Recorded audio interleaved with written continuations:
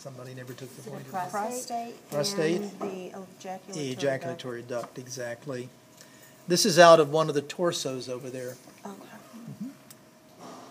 Here we can see parts of the, that's showing the cremaster muscle there and everything too. So, give me the big female right there. I have the little and the big female right over there. Where was the cremaster muscle again on this one? This flesh-colored part right there, number... Okay, that's 20. 20, number 20. Okay. Yeah.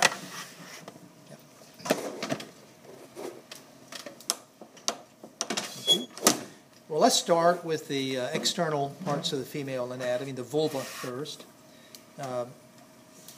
We only have one good side here. We have this labium majus. That's the outer fold. The inner hairless fold here is the labium minus. Now, listen to this. If you were naming both of them at the same time, it would be labia majora for the outer ones. And labium, excuse me, not labium, labia minora for the inner folds. Now, right there, it doesn't have the other side coming down far enough, really. But right there is a space. The space between the labia minora is called the genital vestibule. I think that's labeled in the book as a line or something there. And we can see structures from front to back here in that area that are important. Number 20 is the female erectile body. Starts with a C. Clitoris. Clitoris or clitoris, people say different. And then external urethral orifice or opening. So the females, it doesn't show it here, but the female's external urethral sphincter would be about right there. And the internal one up here.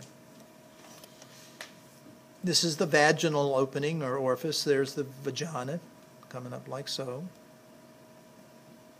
Then you get into the uterus. This is a hole, of course, that's just for this guy to fit into. But let's look at the three parts of the uterus, starting with the fundus up here, the body in this area, and then the cervix right here. Layers.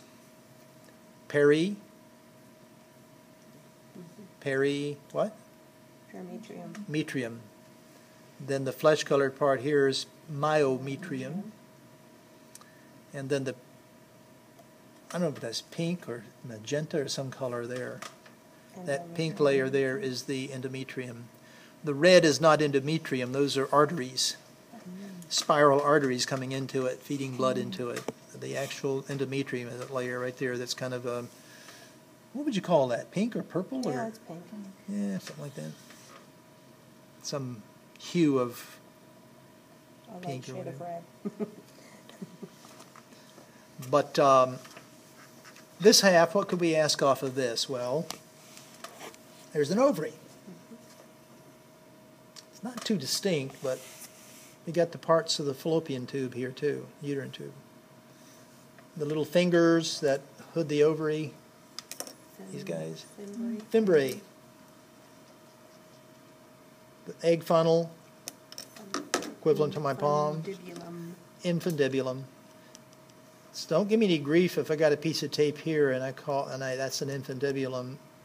If I want the fimbriae, I'll put a pointer right there and say, what are these little guys? Because sometimes it's hard to tell where one ends and one begins. But up here would definitely be an infundibulum.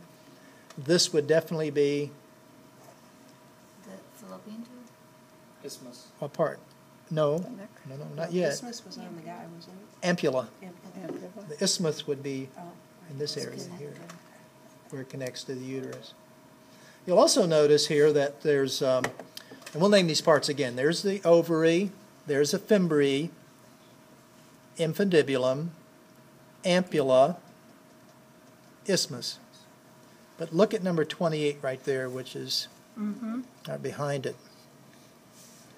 That is a ligament that connects the ovary to the uterus and it's called the ovarian ligament. So is that in your manual at all? I don't know.